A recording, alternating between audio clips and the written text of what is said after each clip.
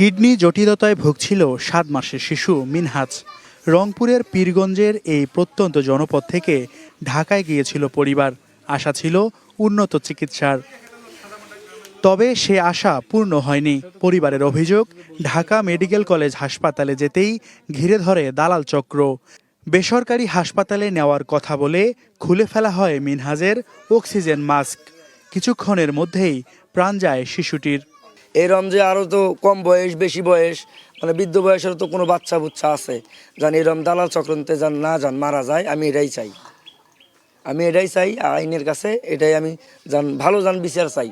দালালের কোনো চক্রান্ত না থাকে। পীরগঞ্জ 6 দিন আসিল, থাকার পর সুস্থ থাকাতে ঢাকাত নিয়ে গেছে।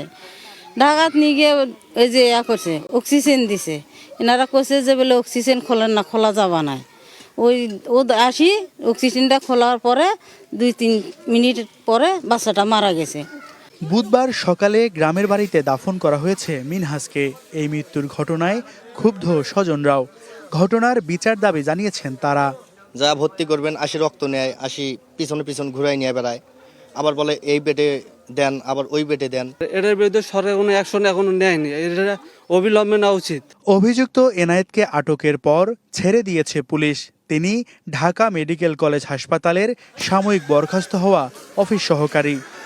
একটি অক্সিজেন মাস্ক খুলে নেওয়ার অভিযোগ, আর তাতেই নিভে গেল 7 মাস বয়সী মিনহাজের জীবন। এখন প্রশ্ন উঠেছে, হাসপাতালের ভিতরে গড়ে ওঠা দালাল চক্র কতটা ভয়ঙ্কর হলে চিকিৎসার আশায় আসা মানুষদের এভাবে সন্তান হারিয়ে ফিরতে হয়। Mahmud Rafin, star news, Pirganj, Rangpur.